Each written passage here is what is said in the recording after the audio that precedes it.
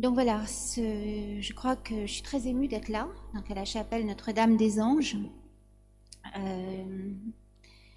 parce que ce livre, je l'ai dédié à Marie en fait, et c'est elle, sa féminité, qui m'a sauvée en fait, et qui m'a relevée, et bien sûr le Christ à travers elle. Donc, si j'ai commencé cet essai par le récit de ma conception, de ma naissance, puis d'un viol, c'est qu'il m'est apparu qu'il y a une résonance, ou plutôt une coïncidence, entre l'histoire sainte, s'ouvrant sur le récit de la création d'Adam et Ève en Éden, brusquement interrompue par la violence de la chute, et mon histoire, et notre histoire individuelle à toutes. L'Éden, n'est-ce pas l'instant de la conception, où apparaît le visage de Dieu, la lumière de son visage, comme nous chantons dans la liturgie, dans la nouvelle liturgie. Puis la gestation dans le jardin de chair vive de l'utérus, le jardin de la mémoire, comme je l'appelle. Puis la naissance, les premiers pas, les premiers gestes, la tendresse maternelle, l'émerveillement. Et puis soudain, dans mon histoire à moi, il y a eu le viol. J'étais très petite, comme une déchirure. C'est la chute. Écho présent d'un écho lointain, celui de la chute originelle. Quand Adam et Ève découvrent la nudité honteuse au lieu de celle de l'innocence, de la confiance. Lorsque cette nudité était la transparence à la lumière de Dieu, lorsqu'ils étaient nus pour être revêtus de cette lumière seulement, mais au lieu de l'habit de lumière, c'est une peau de bête désormais. Comment vivre quand le corps devient un tombeau et non plus un berceau? Comment survivre? Car il ne s'agit plus de vivre, mais de survivre désormais, avec une autre peau, parasitant la mienne, celle du violeur. Féminité dévastée comme un territoire anéanti après une colonisation. Après une tentative de suicide, car la mémoire traumatique de cette effraction venait hanter ma peau, ma chair, il y avait une seule image dans ma chambre d'hôpital, triomphant de la nuit, d'un brouillard blanc, indifférencié et létal. Celle d'une jeune fille, dont le buste gracile, renversé vers un ange, dit oui à l'impossible. Cette jeune fille, c'était Marie. Elle dit oui à la vérité d'un amour qui transperce le mur du temps et de l'espace pour rejoindre l'humanité perdue. Et la mienne, massacrée par ce viol.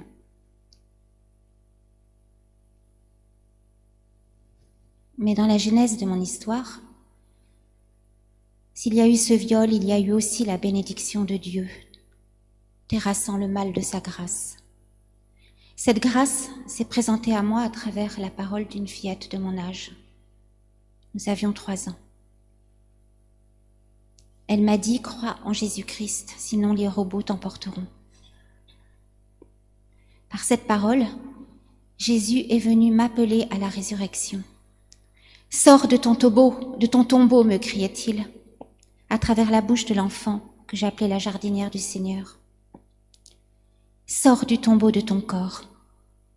C'est Jésus-Christ ou les robots, exterminateurs désormais, la mort ou la vie. » Avant d'être prophétique sur le totalitarisme à venir, l'esclavage numérique où l'homme risque d'être une interface entre l'intelligence artificielle globale et celle que des fous comme Laurent Alexandre ou Klaus Schwab voudraient implanter dans son cerveau, il ne s'en cache même pas. Avant d'anticiper la menace transhumaniste dont le moteur avoué est l'eugénisme, avant d'avertir sur le règne de l'inhumain sous prétexte du surhumain, cette phrase de l'enfant annonçait l'Alléluia de ma résurrection. Les robots, c'était l'inhumanité de mon corps devenu tombeau, cryogénisé dans le déni, dans l'amnésie du viol. corps, statue de sel, au cœur fossile. Jésus-Christ, lui, voulait que je lui abandonne mon cœur devenu chair, cœur souffrant mais vivant, battant la démesure de son amour, de l'amour le plus fou. Car la sagesse de Dieu, c'est son amour et ses folies aux yeux du monde, comme le dit saint Paul. Mais cet amour traverse les ténèbres les plus profondes. Rien ne peut l'arrêter, comme il est écrit dans le prologue de saint Jean.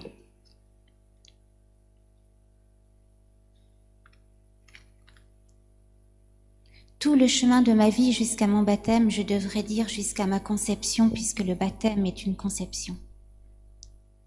C'est ce réveil, ce dégel, cette gestation d'un cœur qui de glace devient chair, et d'une féminité ressuscitée, par la parole, par les sacrements, par le pardon. Ce cœur de chair m'a été annoncé autrement que de manière énigmatique par la bouche de Coralie. C'était le prénom de la petite fille. Et ce prénom veut dire littéralement la jeune fille sortie de la mer. Or la mer, c'est la mort dans la Bible, dans le langage biblique. C'est comme si Coralie était sortie de la mer, de la mort, pour m'annoncer celui qui est la résurrection et la vie. Quelques années plus tard, bien avant mon baptême, à une période désordonnée de ma vie où je me perdais dans la ronde des amours illusoires, éphémères, le Christ a prononcé lui-même cette parole du prophète Ézéchiel, annonçant une nouvelle naissance. C'était dans un songe. Je ne l'oublierai jamais. Après m'être échappée d'un piège où je suis encerclée par des hommes qui veulent ma mort, je m'écroule à bout de force. Quand je lève les yeux, je vois une cathédrale. Les portes s'ouvrent comme par miracle. Je m'y réfugie. Je suis dans cette cathédrale comme dans un corps, comme dans un ventre maternel. Alors j'entends les battements d'un cœur, le cœur du Christ. Toute la cathédrale en est secouée. Jésus en croix me regarde, gigantesque. Il semble soulever les arcs-boutants d'ogive jusqu'à ouvrir la clé de voûte. J'entends sa voix comme un roulement de tonnerre. Il me dit que ton cœur de pierre devienne un cœur de chair. Et comme Dieu exécute ce qu'il dit instantanément, mon cœur est transpercé. 2 épées jaillissent de ses paumes ouvertes qui se sont détachées de la croix, traversent la nef et ouvrent mon cœur. Parallèlement, ou plutôt battant dans une autre dimension plus universelle, j'ai remarqué que ce cœur de chair est annoncé par les prophètes Jérémie et Ézéchiel comme le lieu de l'alliance nouvelle et éternelle, où s'accomplira la promesse de la miséricorde de Dieu. Bien plus que cela encore, ils annoncent la promesse incroyable que la parole de Dieu, cette parole incréée qui est son Verbe unique, éternellement engendré, Jésus-Christ, va s'incarner, prendre chair dans l'utérus d'une femme, Marie. Et c'est parce que le Verbe éternel prend sa chair de la chair de Marie qu'il peut désormais saisir la nôtre, se faire chair en nous, donner cette dignité à l'homme et à la femme, retisser ce lien rompu par la chute hors du jardin de la mémoire, l'Éden de son amour. Cela, aucune religion ne le dit, aucune autre religion. Aucune autre spiritualité n'ose l'affirmer. Une femme, Marie, est au cœur de la rédemption. Elle en est la porte, car elle a porté le Verbe comme un feu pour embraser la terre. Elle a nourri l'humanité du Christ de sa chair, de son sang, de sa voix, de tout son être. Depuis, il peut nous rejoindre par la Sainte Hostie, par la Sainte Hostie. Il se fait chair dans la crèche de nos cœurs. Pourquoi est-ce que je vous ai raconté tout ça? Pourquoi est-ce que j'ai ouvert mon essai Cœur de chair par ce viol? Parce que l'esclavage de la femme, son avilissement, la mise à disposition de son corps, de son ventre, pour la mort, pour le mal, viole la volonté de Dieu. Parce que cette violence faite aux femmes est le fait d'un patriarcat jaloux de sa puissance, resserrant les mailles de la structure du péché collectif, par la publicité véhiculant la propagande d'une liberté illusoire, puisqu'elle prône parfois l'élimination de la vie innocente ou son exploitation. Et cette propagande induit, sous prétexte d'autonomie de la femme ou d'égalité, l'effacement de l'identité féminine. Or, l'égalité des droits n'est pas l'uniformité, au contraire. Elle protège l'altérité. Dans le regard et le projet de Dieu, au contraire, la féminité est territoire vierge, c'est-à-dire libre, puisque vierge veut dire libre. Inviolée, féminité sacrée qui est un sanctuaire, car c'est là, en ce tabernacle, que l'homme passe au creuset de sa conception, tous les hommes. C'est là où se révèle le visage du Père, dans un trait de lumière l'appelant à la vie. Oui, la femme et en elle toutes les femmes portent au vif de sa chair la promesse de la rédemption. En elle repose la puissance du sacerdoce éternel. Dans le jardin d'Éden, Ève apparaît comme la merveille de Dieu. Adam est tiré de la glaise, de la terre d'Éden. Et après sa création, Dieu invente un jardin où il va le placer. C'est là, dans ce jardin, qu'Adam s'endort. Il faut qu'il dorme peut-être, pour signifier que c'est dans cet évanouissement, dans ce retrait, qu'il peut se recevoir de l'autre et accueillir l'altérité de la femme qui jaillira de son cœur, littéralement tirée de sa côte, là où bat le cœur. L'Église jaillira du cœur du Christ en croix, ou plus exactement du cœur immaculé de Marie uni indissociablement au cœur du Christ sur la croix. Ève préfigure donc Marie, la nouvelle Ève, mère de l'Église, comme le pape François lui a dédié une fête, le premier lundi de Pentecôte. Ève, mère des vivants, annonce Marie, mère des croyants, mère de l'humanité nouvelle, l'humanité rachetée, sauvée par l'incarnation, la mort et la résurrection du Christ. C'est pour cela que le serpent s'adresse à Ève. C'est pas parce qu'elle serait plus fragile, plus influençable ou plus idiote. Non, au contraire. C'est parce qu'elle est née dans un jardin de la chair et du sang, et pas de la terre, de la glaise. Parce qu'elle est l'accomplissement d'Adam, et non pas l'esquisse. Parce qu'elle est le couronnement d'Adam, l'avenir de l'homme, et qu'elle porte déjà en elle le visage radieux de celle par qui le salut a pris chair. Marie, reine des anges, Marie, dont le petit pied écrasera la tête du serpent. Marie, la vocation de l'Église est son cœur, puisqu'elle offre Jésus hostie jusqu'à la fin des temps. À travers la parole de consécration du prêtre, elle parle. Elle dit, « Ceci mon corps, chair de ma chair. Ceci mon sang, sang de mon sang.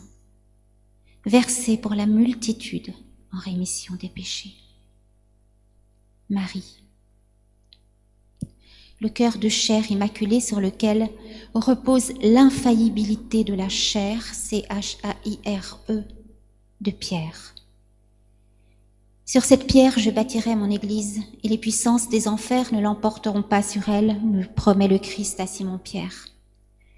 Car cette pierre de fondation repose sur la pierre d'angle qu'est la parole de Dieu, plongeant ses soubassements dans le oui de la Vierge, s'enracinant en elle. Oui. Lucifer, sous les traits du serpent, est jaloux de la femme.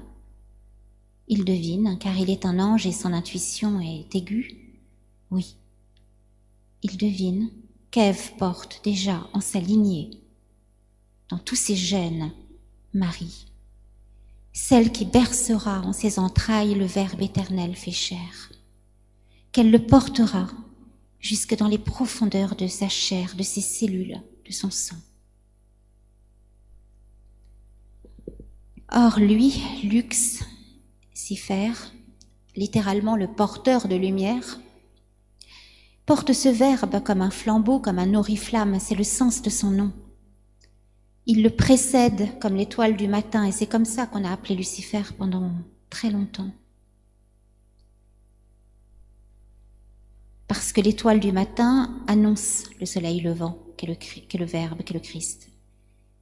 Mais la lumière, l'humaine d'illuminer, comme nous le chantons dans le credo, lui reste extérieure, comme inconnu. Lucifer demeure imperméable. Cette lumière ne le traverse pas. Il la resplendit comme ce qu'il était avant la chute des anges, c'est-à-dire le plus beau des anges, avant son cri de rébellion, non serviam. Il est jaloux parce que Marie, elle portera le Verbe en elle, en étant l'enceinte. Elle sera connue jusqu'à son comble. Elle sera la maison de chair de cette lumière que l'univers ne peut contenir. Et par elle, en elle, qui est l'Église, toute l'espèce humaine sera transfigurée et le serpent des origines vaincu.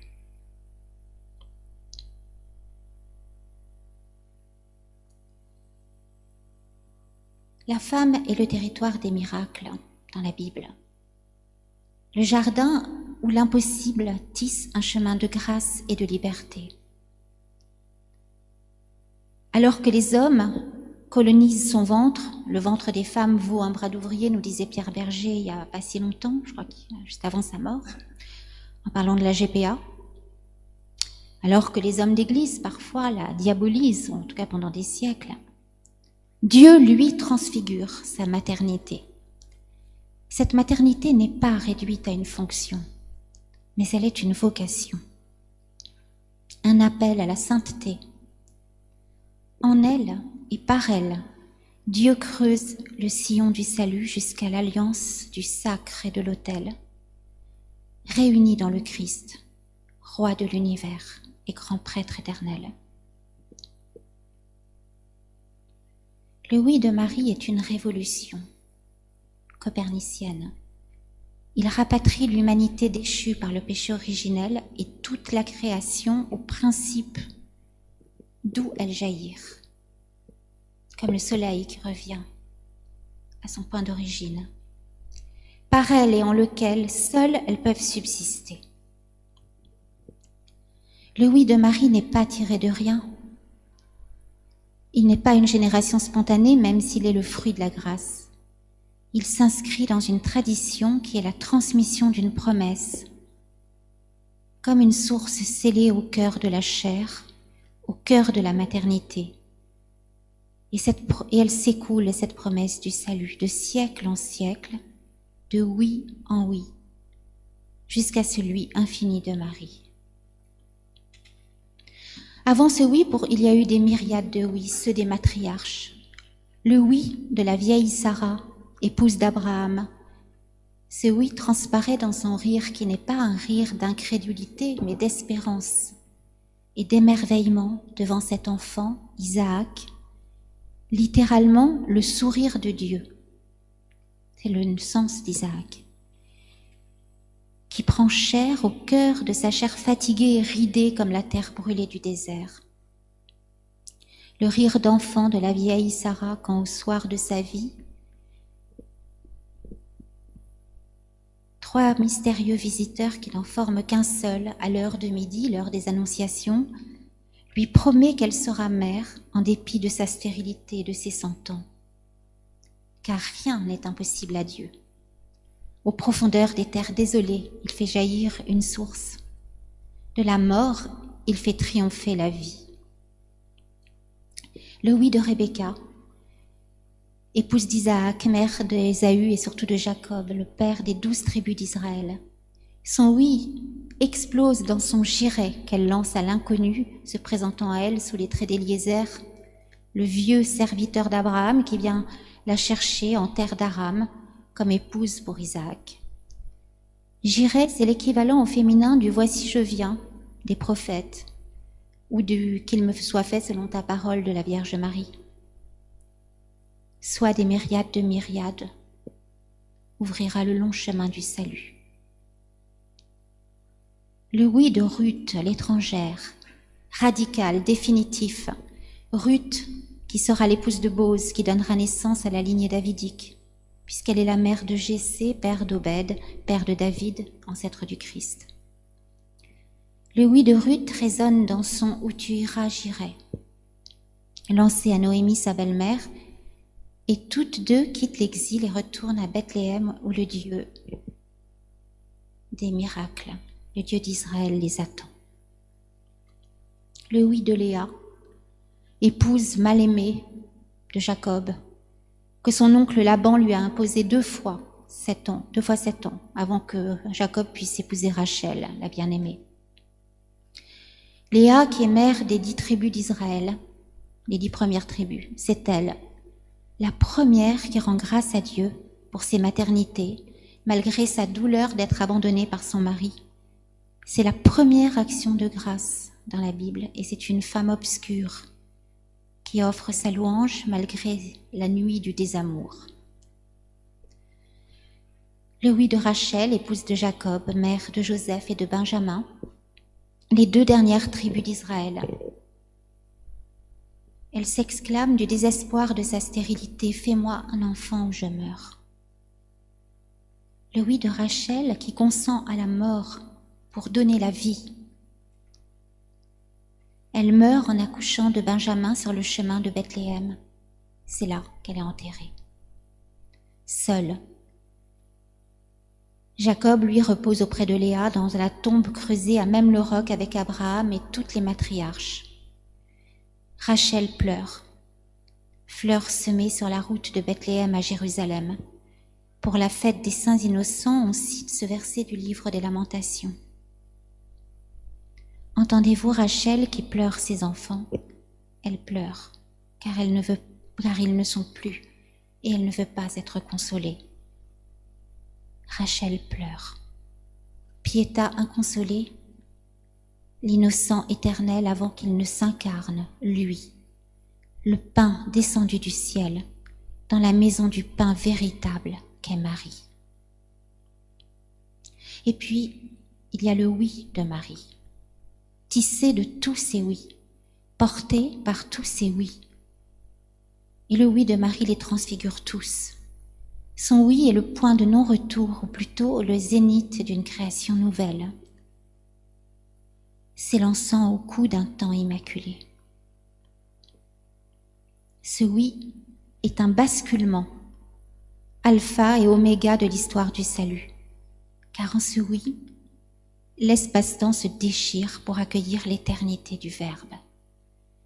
Marie permet alors à l'ordre naturel d'être transfiguré par la vie de la grâce. Le oui de Marie ouvre l'horizon de la mort.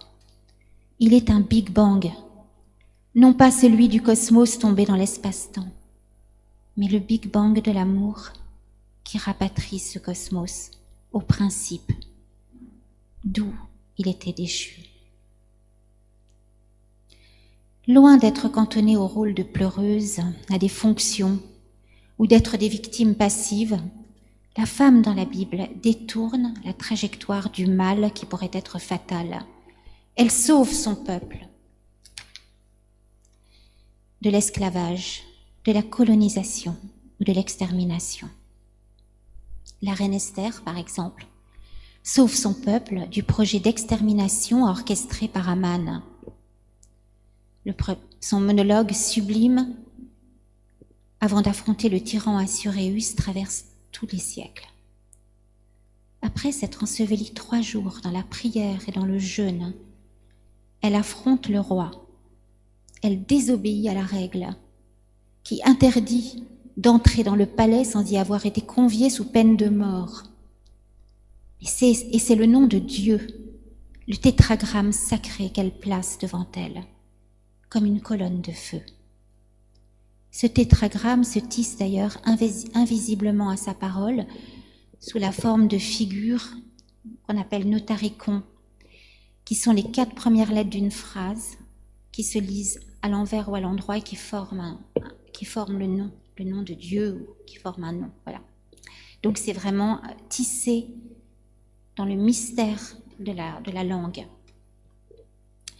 Il y a Rahab, la prostituée, habitant au creux de la muraille de Jéricho, qui va cacher les espions de l'armée de Josué et leur permettre d'aller en terre promise.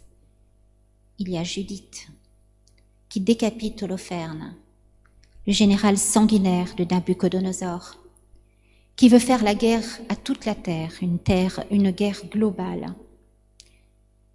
Elle tranche sa tête dans son sommeil après l'avoir séduit et l'avoir enivré. Holoferne symbolise l'exécution du projet totalitaire et le mal absolu. Il y a Yaël, qui fracasse le crâne du général ennemi Sisera après l'avoir accueilli sous sa tente et l'avoir endormi avec du lait.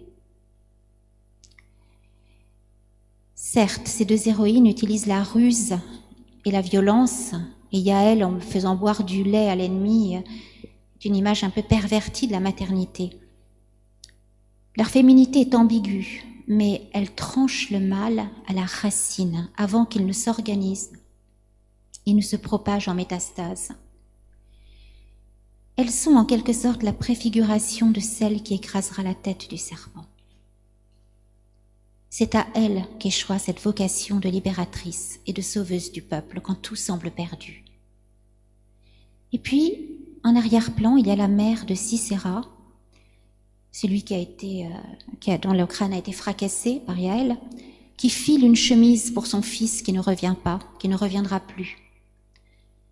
Elle représente, cette mère, la miséricorde d'une église qui accueille tous ses enfants, même les criminels s'ils se repentent, pour les revêtir du vêtement des noces, la tunique baptismale et celle du salut.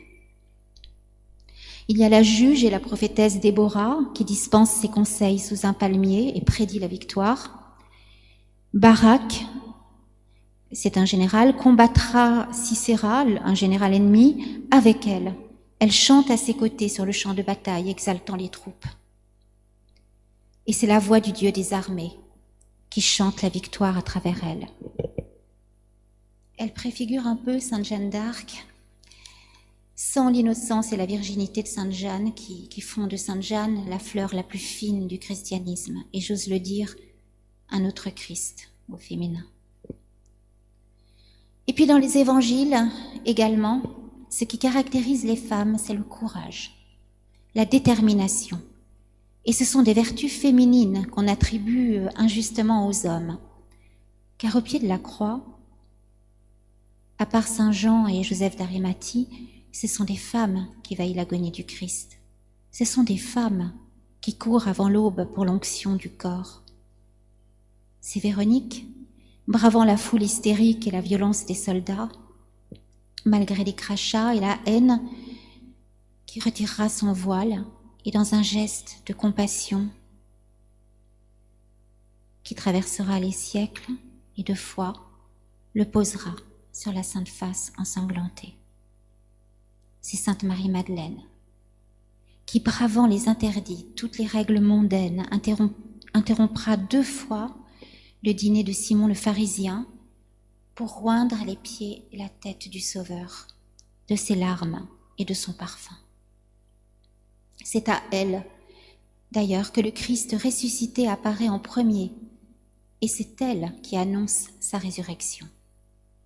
Elle est l'Église mystique, amoureuse, celle des moines, mais elle est l'Église missionnaire, l'Église apostolique, l'Église de la résurrection.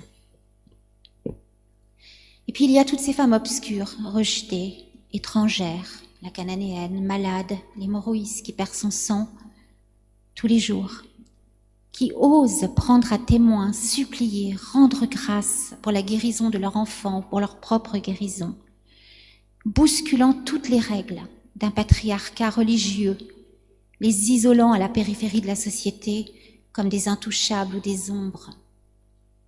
Dieu les ressuscite, comme il ressuscitera la fille de Jaïr, mais plus encore, bien plus.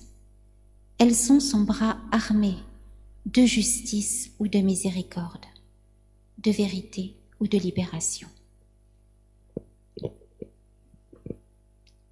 Il y eut un soir, et il y eut un matin, et il y eut un midi, le midi de l'Annonciation, où l'ange Gabriel, littéralement la force de Dieu, annonce le salut.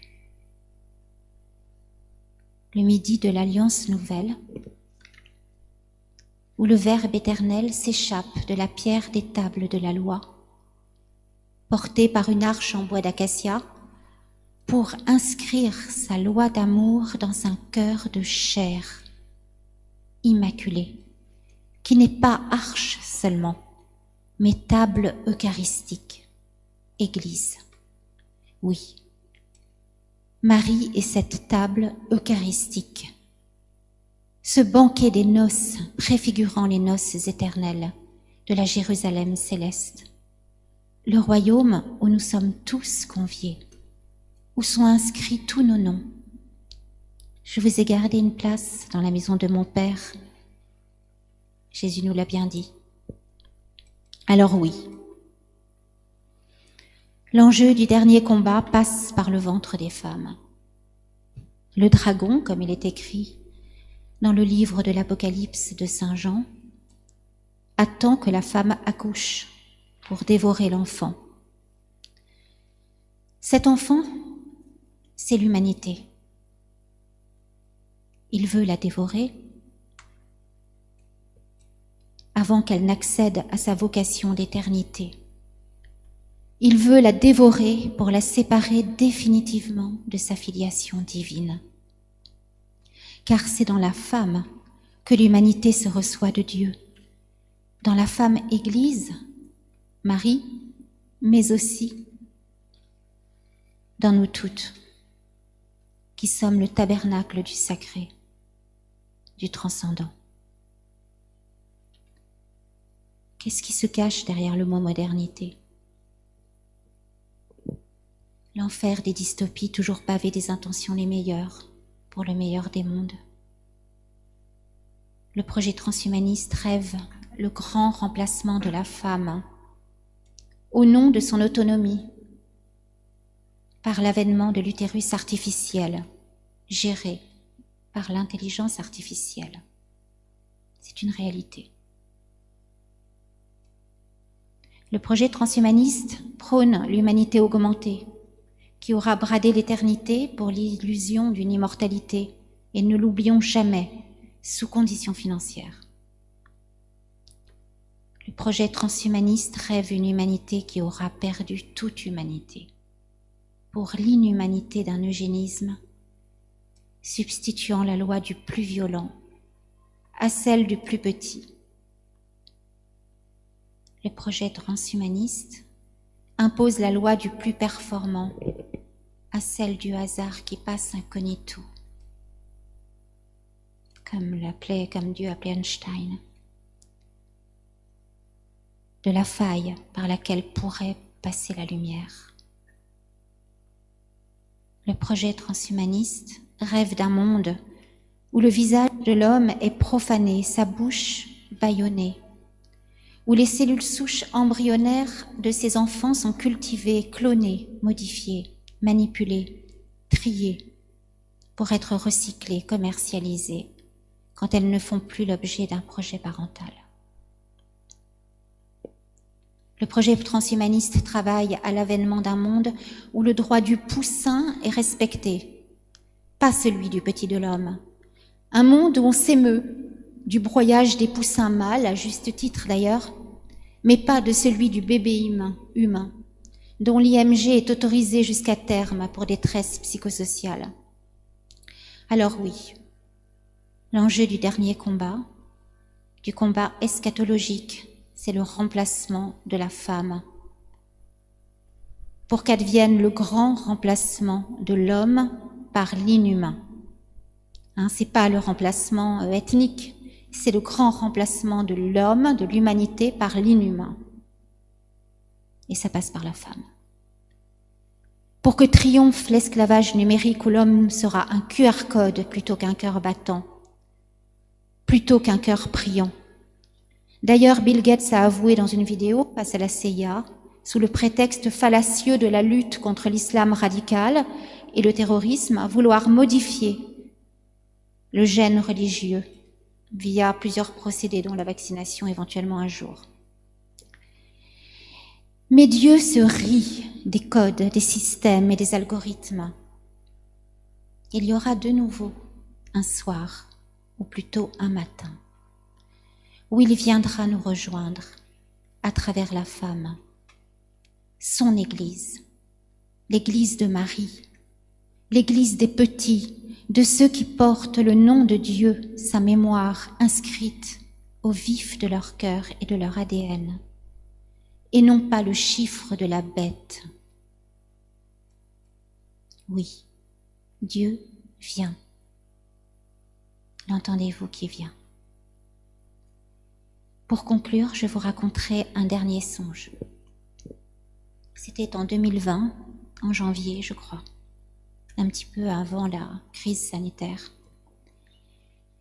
J'étais dans une cathédrale sans murs, sans tableaux, sans vitraux, sans statues.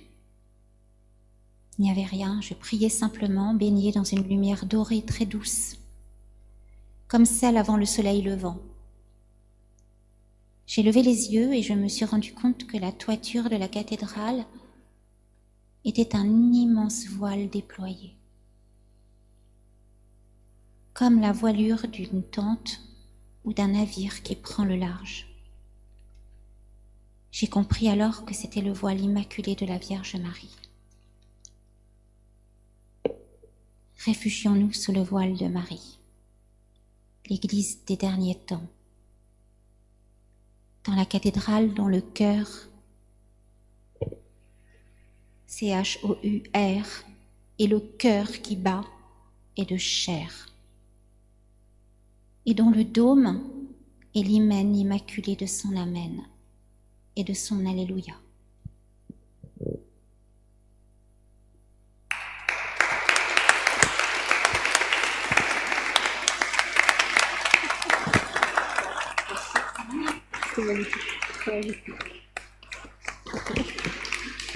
Waouh. Merci Véronique. Vraiment, c'était magistral. Tu nous as fait relire toutes ces femmes de l'Ancien Testament. Vas-y. J'ai pas l'habitude de préparer comme ça mais là j'ai préparé un peu parce que je parlais d'un sujet qui m'a littéralement bouleversée, qui a failli m'empêcher de venir parce que j'ai été très attaquée. Et donc il fallait que je prenne des notes parce que j'aurais pas pu parler de ça. C'est pas pareil de l'écrire dans un livre et de le dire comme ça. Voilà. Merci à vous et puis merci Mélanie. C'est vrai qu'on s'est croisés le jour de ta confirmation et moi ça faisait quelques mois que j'étais baptisée, donc conçue à Notre-Dame de Paris. Ouais. Justement devant Notre-Dame, pas loin de la statue du pilier où s'est converti Paul Claudel. C'est ça. Je m'en souviens encore. Et ce qui m'avait touchée... Il y avait 800 confirmés adultes ce jour-là, de 18 à 99 ans, Enfin, moi, ce jour, c'était le premier plus beau jour de ma vie, en fait. Ça se voyait que c'était ça pour toi, parce que tu ressemblais à une jeune mariée. Je me souviens que je crois que tu étais habillée en blanc et ça m'avait émue en fait, parce que ça m'avait rappelé mon baptême où je m'étais habillée en blanc aussi. Tu t'étais mis une robe de princesse. Et je me suis dit, voilà, c'est le rêve de toutes les femmes, au fond, c'est Jésus-Christ. Et ce que nous sommes appelés à être, c'est à devenir comme Marie, non pas parce qu'elle est parfaite, non pas parce qu'elle est libre, parce qu'elle est transparente à la lumière de Dieu, voilà. Et parce qu'elle est comme une source qui jaillit toujours dans un oui, dans un oui. Merci Véronique, merci beaucoup, on peut l'applaudir vraiment.